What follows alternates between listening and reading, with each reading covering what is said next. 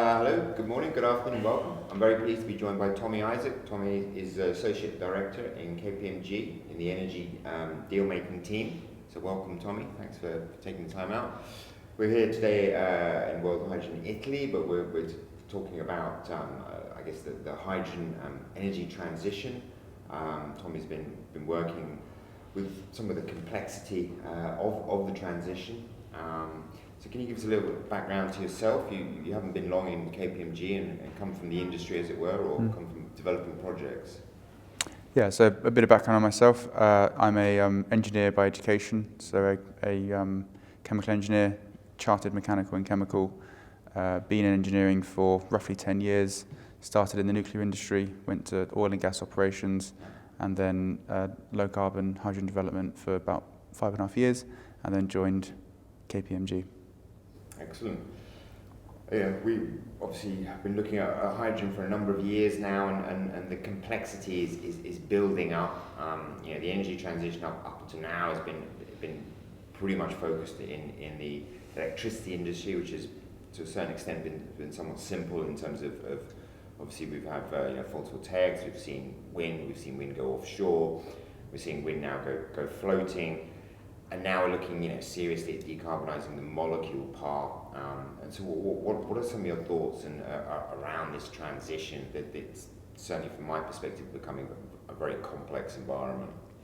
It's certainly very complex, and it's so the sort of stage of the decarbonisation journey that we're in is a very logical one. So, if one is going to start decarbonising, it is a sensible starting point to start with solid fossil fuels, i.e. coal, because the amount of carbon that's released per unit of energy is highest, and then liquids, and then gases. So in terms of a seriatim of sustainability, you would start solids, liquids, and then gases.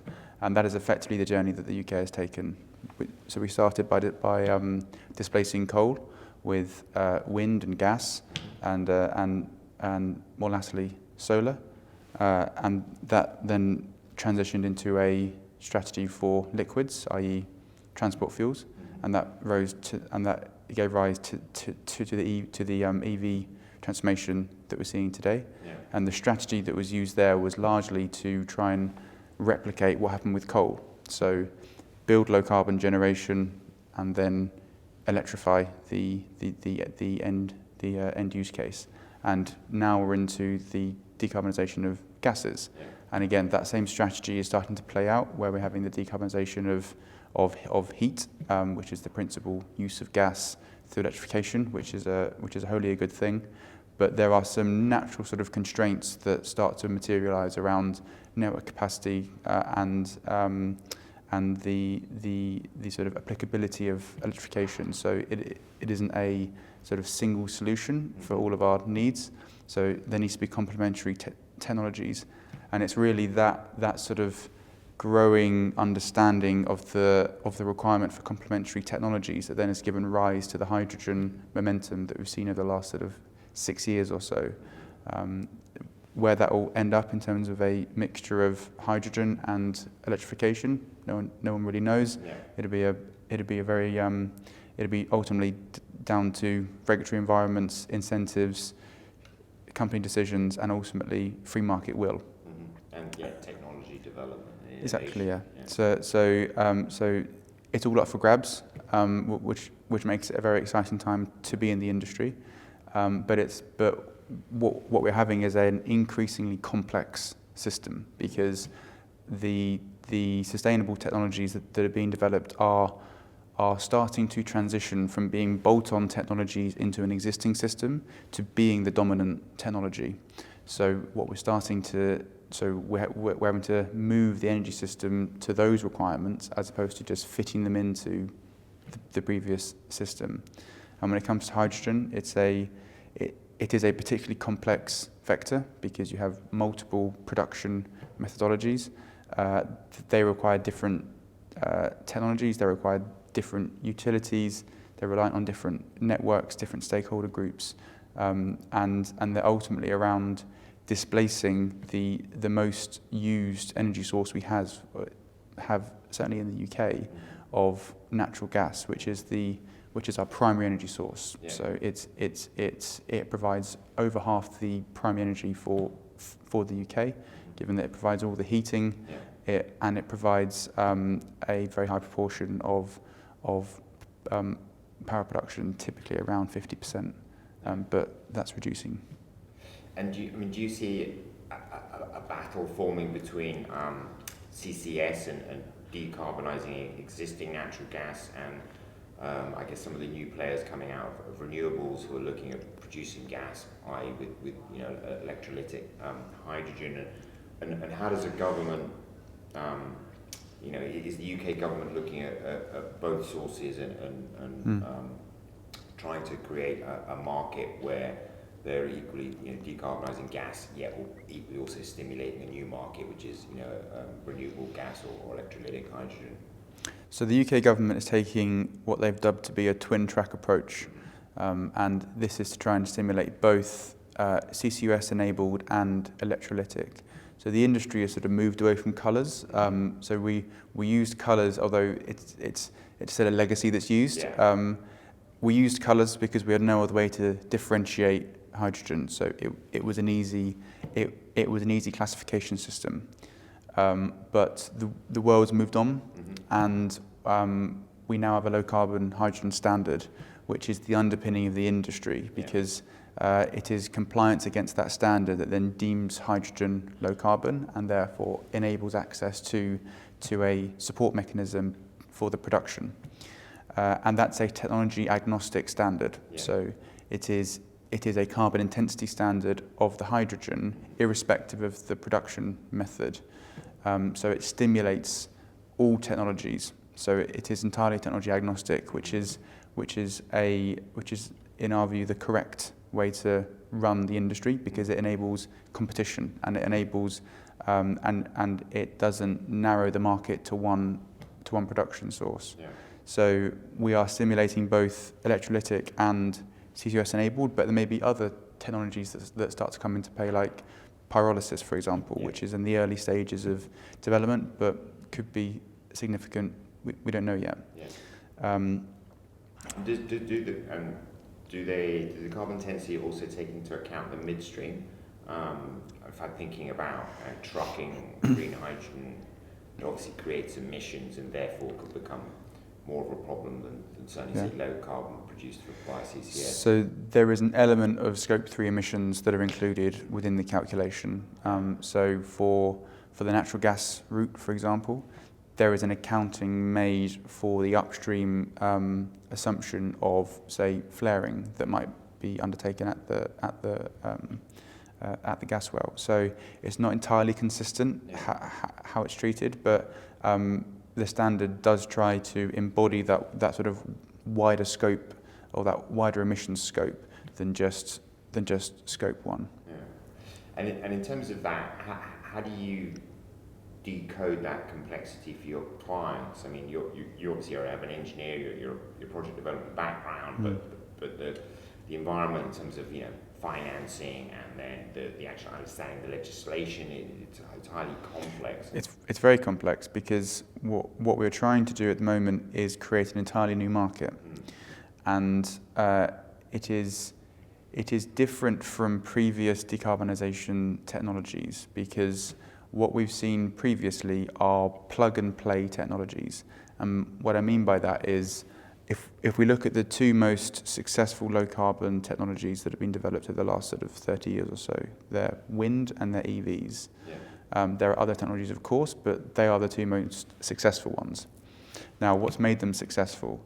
A critical sort of structural reason why they have been successful is because they play on one side of the market. They're either supply or they're demand. And what they're able to do is tap into a liquid market the other side. So if I'm wanting to develop a wind farm, I don't have to build homes to create demand. I can just tap into the existing system, sell my electricity. There's already a well-established, very liquid market for that. Same for EVs, other way around.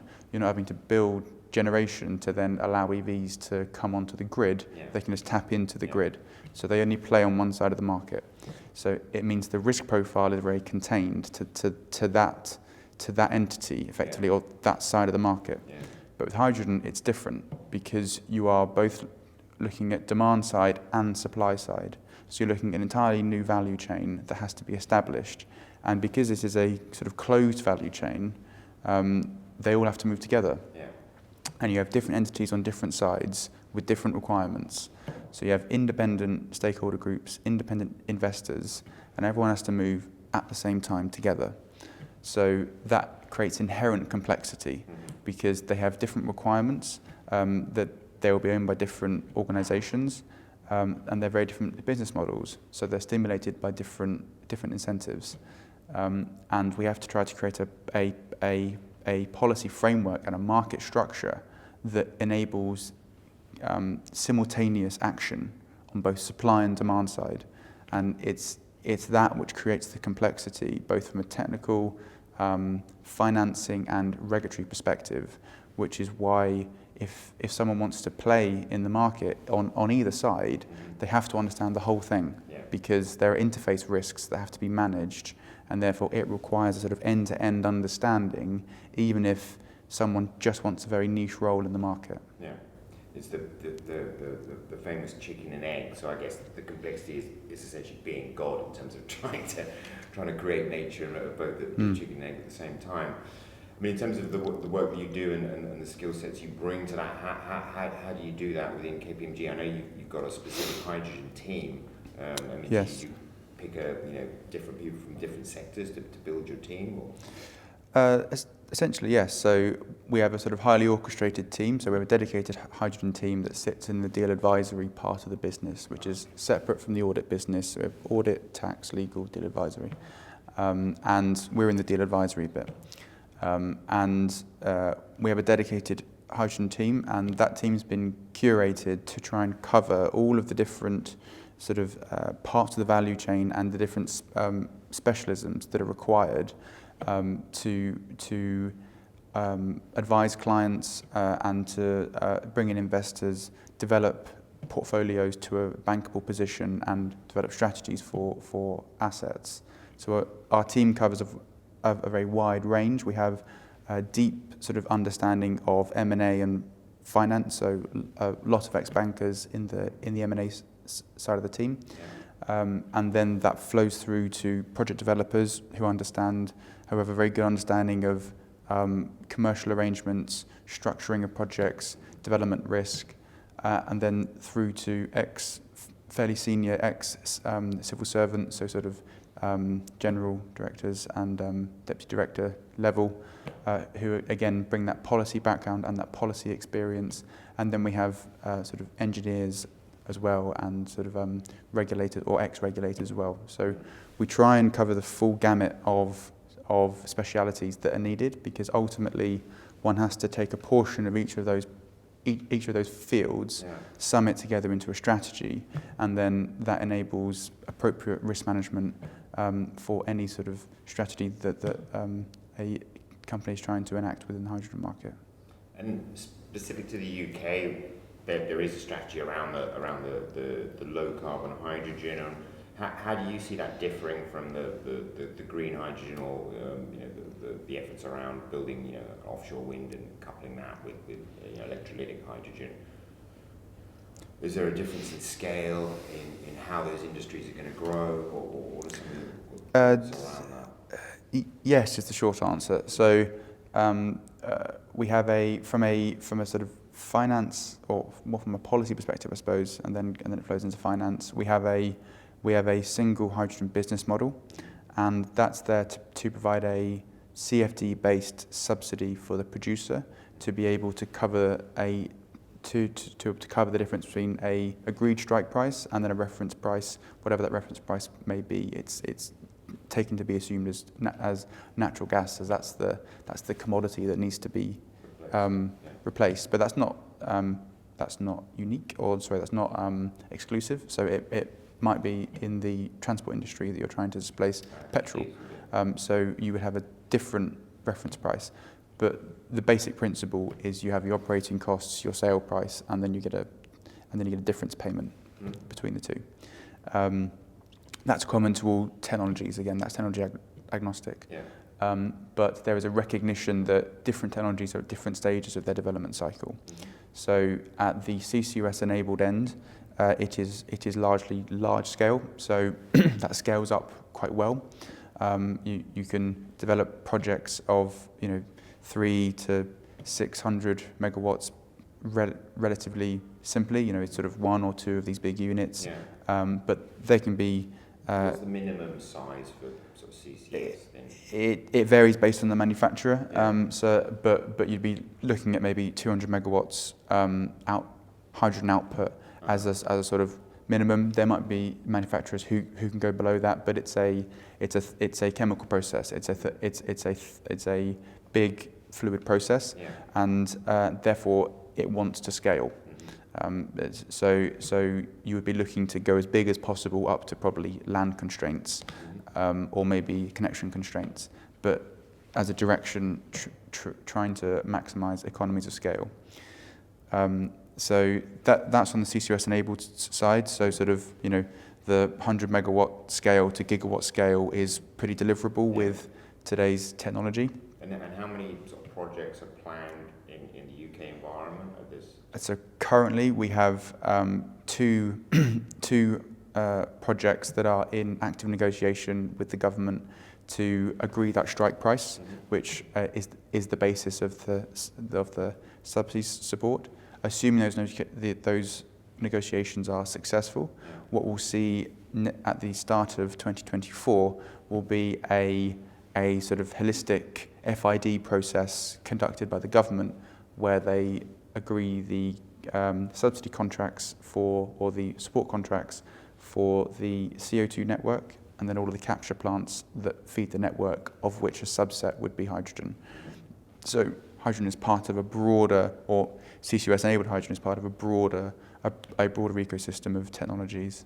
And then on the green side, or on the electrolytic side, it is then a slightly different story, because that isn't required, or that isn't reliant upon a CO2 infrastructure. They're more sort of standalone projects, typically coupled with a renewable power generator, so wind or solar. Those scales are slightly lower, so we're talking more sort of 20 megawatt-ish per project. You could go higher, but the sorts of modules that manufacturers are producing now are sort of standardized modules of sort of a few megawatts and then kind of 10 megawatts. That's your sort of module size, and then you can add more of these modules. So we're looking at the sort of tens range of megawatt. Now all manufacturers are looking, all of the series ones are looking to scale. So that manufacturing capacity and that standardization of design and scale will come. It's just that they are slightly earlier in their development cycle, so the projects are slightly smaller and therefore more capex intensive per megawatt output. Yeah. And in terms of moving to the demand side, and where do you see as some of the early adopter industries, specifically in the UK? What are your thoughts around that? Are there some clear industries or applications which are going to use clean hydrogen first? It looks to be the case that there should be some relatively standard early adopters, and if we take my my analogy of wind and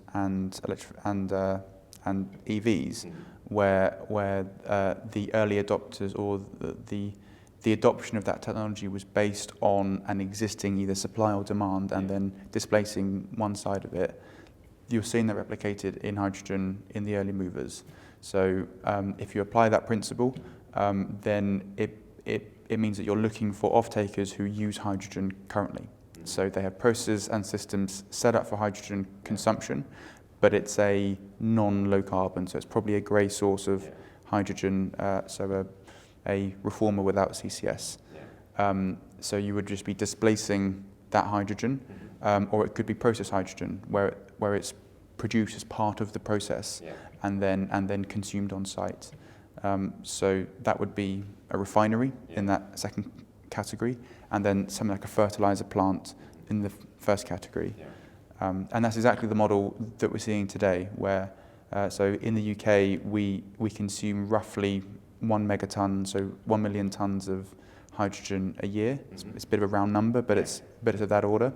So there is a reasonable consumption basis of hydrogen anyway. It's all within industrial processes, and therefore that's where we're seeing the early adoption of low carbon hydrogen is around those industrial clusters where there's familiarity of using hydrogen. It isn't novel to them at all. They just need a connection that's reliable and at the right price. And that hopefully will pull down, I guess, some economies of scale in producing that clean hydrogen for those existing users of hydrogen, and then begin to hopefully open up maybe some other usage cases for hydrogen. Yeah, exactly. There's some serious infrastructure that needs to be developed. Because you're talking gigawatts of new capacity being built, transmission lines, storage. This is meaningful infrastructure that needs to be developed over with long payback periods. That system, like all infrastructure systems, wants to scale. It gets better with scale. It becomes cheaper, and becomes more reliable with scale. That's the basis of all our infrastructure, is scale. So managing this early phase where you're starting from a position of zero is the most difficult bit, because by definition you are at your least reliable stage and your highest cost stage, because you're at the highest part of the curve.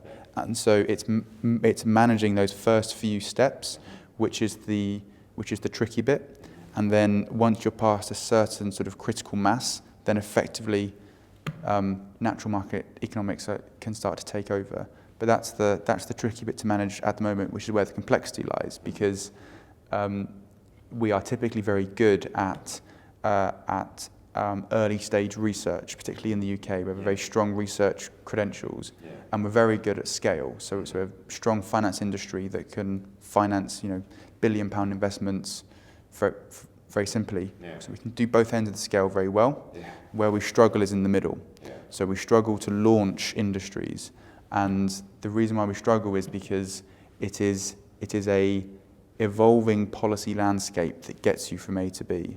So at one end of the market, so at the very early stage, it's effectively entirely grant funded by government through different mechanisms. So government takes on all the risk effectively through grant funding.